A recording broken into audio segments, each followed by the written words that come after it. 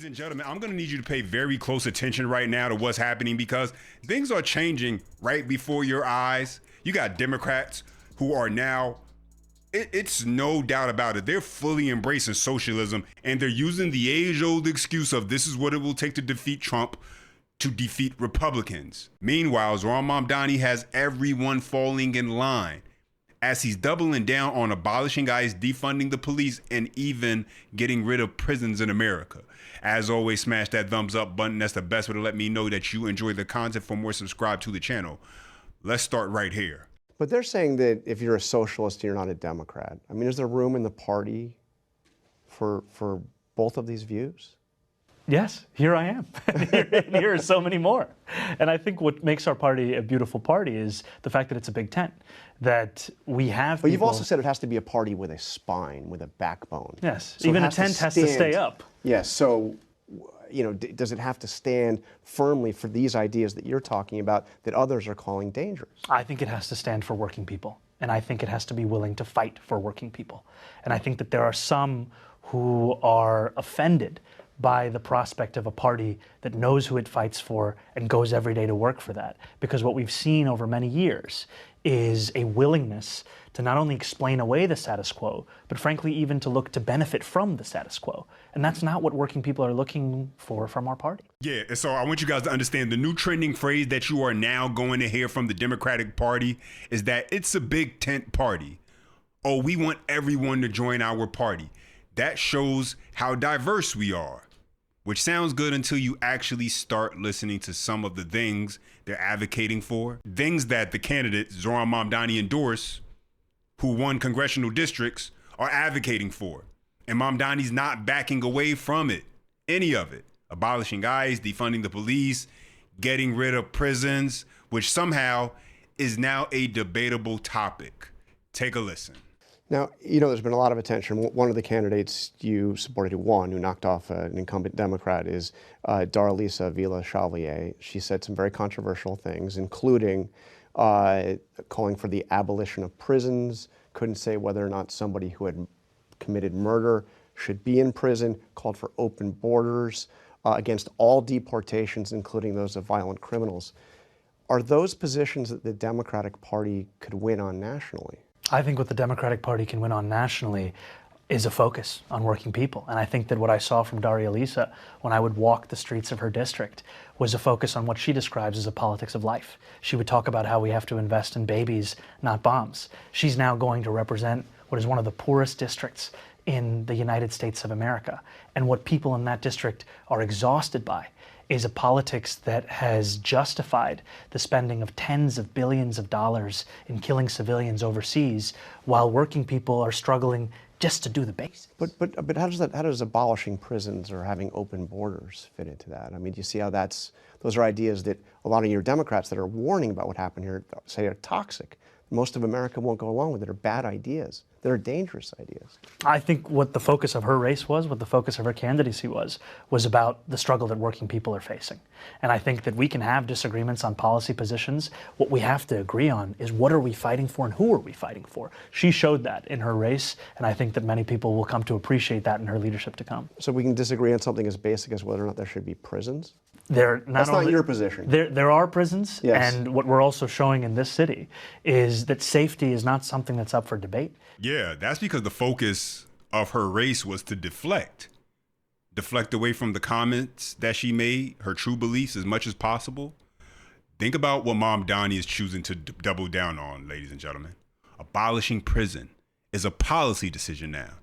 And even the ABC host, he's left shocked at the fact that Zohran is not backing away from those statements. Instead, he's using the same campaign word gymnastics, working people, that Democratic Socialists continuously try to use to convince you they are fighting for the people. But this is just the same old playbook, the softening of language now by these people to make you believe they are not as dangerous as they really are. And now you got AOC. She's just another example of the messaging being pushed from the party. Take a listen. And Darlisa specifically, who is going to be a member of Congress, I think people should recognize. They are going to win in these districts. She has said a couple of things, and I think for people who are watching right now, I just want to remind them of that. She attended a pro-Palestinian rally in Times Square the day after the Hamas attacked Israel. She said she was worried about an outsized reaction that cost thousands of people their lives. She has not backed away from attending that rally. She deleted a Twitter account that had a number of posts that called for the abolishment of police and prisons. According to CNN in 2021, this is what there's a reference to. She posted, "A world without borders, just like a world without prisons or police, is possible and necessary and the only moral way forward." She's again has said those posts don't reflect who she is today. You do not speak for her. You speak for yourself. And I know she's tried to distance herself. She's probably under a greater level of scrutiny she's ever been in her life. But does any of that give you pause? I think that, as you said, she has indicated that she has regret over the way that she issued those statements. And I genuinely believe that the gravity and the responsibility of this role has a way of inhabiting you. And I genuinely believe that we have to give people the opportunity to occupy their beliefs within the gravity of becoming a duly elected member of Congress.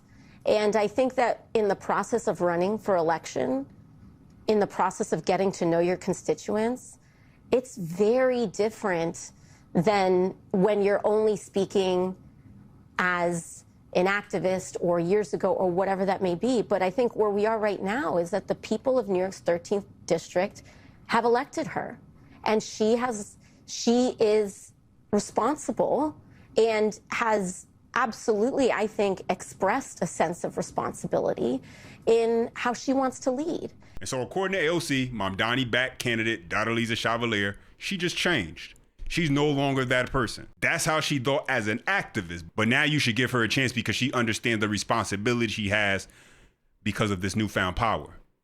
That sounds all well and good until you realize that she still has not, one, denounced the things that she said in the past.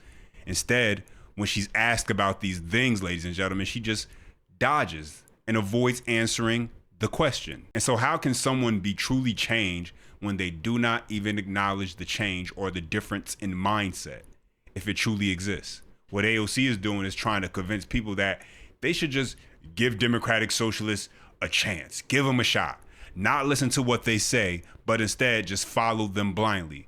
And they believe they can do it because they have Democrats who are basically waving the white flag and declaring their loyalty to the Democratic Socialist agenda. Take a look. Mamdani said those victories prove that the DSA has a durable movement. Among the positions that these candidates have advocated for are ending all support for Israel, ending prisons, ending police, no borders. Now, you've worked hard to be a progressive who can represent all of Georgia, all of a purple state. Are you worried at all about the impact that these positions of some DSA members could have on the Democratic Party's ability to win a majority in November? Jake, I have to tell you that if I were a Republican this morning, I would be deeply worried because they're having an argument about who is the most loyal to Donald Trump. We are a big tent party focused on the ordinary concerns of everyday Americans. And this is the same language game Democrats play over and over again. Now they're calling themselves a big tent party. They want you to believe that means they welcome different opinions, different ideas, different people. But here's the problem, ladies and gentlemen. Their version of a big tent only works as long as you agree with the direction they want to take this country, which is anti-American. They do the same thing with social issues. They say they're all about tolerance, inclusion, diversity, and acceptance. But the moment you disagree, the moment you say, wait a minute, I don't agree with that, now you're hateful, now you're dangerous, now you're the problem. And now they're doing the same thing with socialism. They say we are a big tent party and we have room for Democratic Socialists. But what they really mean is they want to bring people who support abolishing ICE, defunding the police, getting rid of prisons, taking more control over private property and expanding government power, and then act like you're extreme for noticing it. Let's first off start with your reaction to the latest primary results out of New York. You've heard President Trump say that these candidates aren't socialists. He's gone as far as to call them communists. As someone who identifies as a progressive, is this a moment of reckoning for establishment Democrats? Oh, I think you're going to have different candidates being nominated in New York City and suburban Connecticut. This is a party that is also nominated and won with candidates like Abigail Spanberger and Mikey Sherrill. I want us to be a Big Tent party. I mean, I've been saying this for years. I think that it's actually a sign of a party that is alive and growing when there's a contest of ideas inside the party. So I'm not a Democratic socialist, but I do believe that the Democratic Party has been historically way too timid in taking on corporate power. I think our party should have bigger ideas. I put one on the table last week, a $25 minimum wage. And I think we do have to have answers for the way in which corporations and billionaires are taking over and corrupting our politics. So I do think that there is somewhat of a trend that candidates who are confronting concentrated corporate power in a meaningful way are winning. And I think that that is something that the Democratic Party should pay attention to. So this is why this is dangerous, because you have Democrats who will go along to get along just to hold on to political power. But more dangerous than that are the people who seem to really believe, and they will use clever language and convince voters that socialism somehow is not only not bad, but that it pretty much already exists now. And so you might as well embrace it. And so check out this from another Democratic Socialist candidate out of Denver. Take a listen. Denver's not New York, but Denver actually rates socialism higher than we rate capitalism by 4 points. And, you know, when I talk to voters about what we're doing and why I'm a Democratic Socialist, I remind them that we have socialism already, right? It's in the roads that we drive on. It's in the schools we send our kids to. It's in the fire stations we call upon. I'm just asking that we extend that security to our healthcare, to our housing, to our nutritional food, to our higher education, so that we're actually meeting the basic needs of everyday working families in this country. So that we're not just getting by and surviving, so that we're actually thriving. And in the wealthiest, most powerful country on earth, we're not asking for much. And so here we go with the old, we already have socialism line. Look at the roads, look at the schools, look at the fire stations. That's what they want you to believe. Public services paid for by taxpayers are not the same thing as government controlling your health care, your housing, your food, your education, and your property. Also notice what they never talk about, ladies and gentlemen. They never talk about entrepreneurship. They never talk about business growth. They never talk about the private sector creating jobs, building wealth, and expanding opportunity. Wonder why that is. It's always government, more government programs, more government spending, more government control. America's not socialist because we have public services. They're using public services as an excuse to normalize government dependency, because dependency secures power. And ladies and gentlemen, right now, when you only got 13 out of 212 House Democrats who are actually standing up to these radical policies, what do you think that really says about the rest of the Democrat Party in the House? Take a look. According to this new report from Axios, a bunch of centrist House Democrats are, quote, preparing for war if the new slate of far-left members who just won their Democratic primaries ultimately end up joining their ranks in Congress and try to hijack the House floor to extract ideological concessions. 13 House Democratic members and candidates signed on to a Promise to America initiative. They're pledging to stay true to centrist principles, including capitalism over socialism, fiscal discipline, strong borders, and pride in the United States. Among them, current House Reps Tom Suozzi, Adam Gray, Laura Gillen, Don Davis, Kristen McDonald-Rivet, Josh Gottheimer, Maggie Goodlander, Janelle Bynum, Vicente Gonzalez, and Susie Lee. One of these lawmakers told Axios, quote, "There's going to be war," calling the incoming leftist members bomb throwers, not problem solvers. Here's Tom Suozzi.